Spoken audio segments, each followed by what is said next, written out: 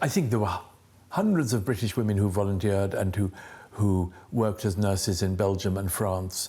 There's a whole book with their names. And what's amazing is that Marcia left her 2 babies and worked in the hospital. I think they felt it was their patriotic duty to do their best.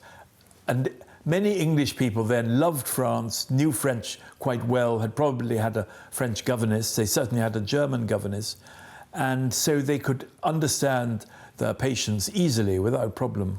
I think the danger was higher with the French army and it was braver, but also I think the French army had fewer trained nurses. These sisters were not trained nurses, they were already trained nurses in British hospitals, the Queen Alexandra Royal Nursing Corps and others, and of course the whole experience of Florence Nightingale in the Crimean War.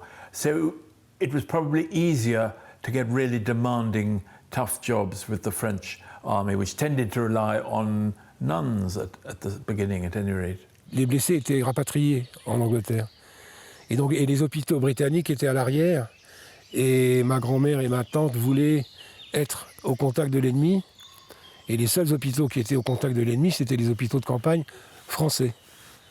Donc elles ont intégré ces hôpitaux-là, alors qu'au début, Joffre était très réticent. Elle écrit ça aussi, en disant que plus ou moins les jeunes Anglaises étaient plus ou moins des gourgandines, quoi. Donc, et puis qu'elles ne connaissaient pas le métier, enfin bon.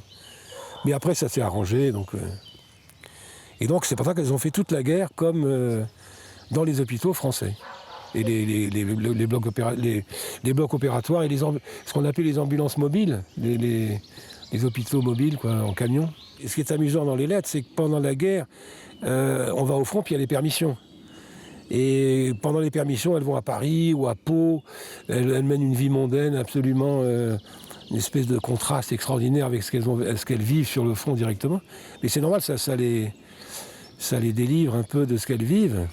Et effectivement, elles connaissent toute la bonne société française, La Rochefoucauld et j'en passe, c'est des meilleurs. Et il y a un épisode, moi, qui m'a beaucoup amusé, c'est qu'elle rencontre le fameux peintre Émile Blanche, celui qui a fait le portrait de Proust, et qui habite à côté à l'époque, elles étaient à Dieppe, je crois. Et lui, il avait une maison, son atelier à côté, et c'était le peintre mondain de l'époque. Et elles vont le voir avec, je me souviens plus qui, et Jacques-Émile Blanche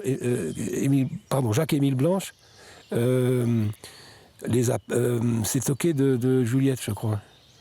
Et alors, elle était une naïve, elle avait 19 ans, et elle dit, c'est très curieux, Monsieur Blanche ne vient à l'hôpital à Dieppe que lorsque Marchand n'y est pas. Voilà, donc... Mais je crois qu'il les a peintes dans ses cahiers de guerre. Et donc elles étaient très... Marchand, à un moment donné, organisait des concerts aussi pour les... comme sa mère faisait en Angleterre, elle faisait ça en France, pour les blessés, pour les... Il y a un épisode avec sa voiture, elle avait une Cadillac qu'elle va chercher je crois que c'est Juliette qui va la chercher en Angleterre et qui la ramène. Ça, c'est un épisode assez amusant. Et qui sert ensuite de transport aux blessés, quoi. Oui, donc elles sont beaucoup investies. Elles demandent du champagne à leur mère aussi pour les blessés, en disant le champagne, l'air de dire, c'est un excellent... comment dit-on, pas sédatif, un excellent anesthésiant. Voilà.